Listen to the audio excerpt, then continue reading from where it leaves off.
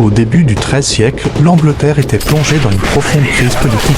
Le roi Janvier, connu sous le nom de Jean sans Terre, gouvernait avec une combinaison d'arbitraires, d'impôts abusifs et d'échecs militaires. Il avait perdu presque tous les territoires anglais en France après sa défaite face à Philippe II.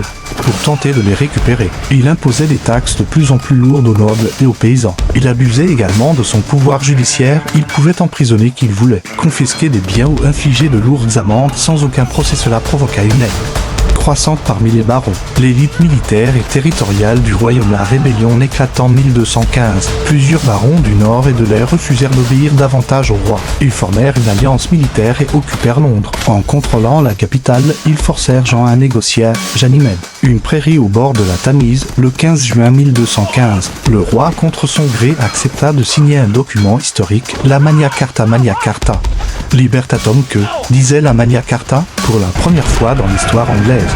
Un roi acceptait de limiter officiellement son propre pouvoir. Les points essentiels étaient le roi ne pouvait plus lever d'impôts sans le consentement du royaume. Cela empêchait les abus fiscaux qui avaient conduit à la rébellion. Aucun homme libre ne pouvait être arrêté ou dépouillé de ses biens sans un procès juste. C'est l'origine du duc Joseph moderne. L'Église anglaise serait libre de toute ingérence royale. Une protection contre le contrôle politique du monarque. Les barons pouvaient former un conseil pour surveiller le roi. Un précédent direct du Parlement pour son époque. C'était révolutionnaire, mais l'histoire ne s'arrête pas. L'agent sans terre signa, mais n'avait aucune intention de respecter l'accord.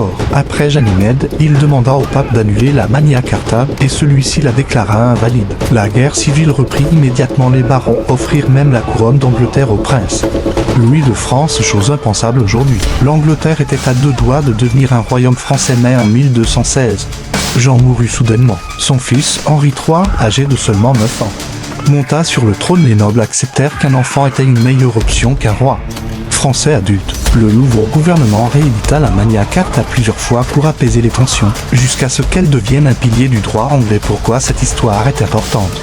Aujourd'hui, la Magna Carta devint la première grande limite au pouvoir absolu en Europe occidentale. Elle est à la base de la Constitution des États-Unis, des démocraties parlementaires, du droit moderne, du principe selon lequel le pouvoir doit être soumis à la loi, bien qu'en 1215 elle nous protégeait que les nobles. Elle est devenue au fil du temps un symbole universel de liberté et de droits. Un fait très intéressant. Beaucoup pensent que la Magna Carta fut un triomphe moral dès le départ, mais en réalité, c'était un pacte militaire entre des nobles et un roi affaibli. Sa valeur symbolique grandit seulement des siècles plus tard. Elle devint un mythe fondateur du monde démocratique moderne.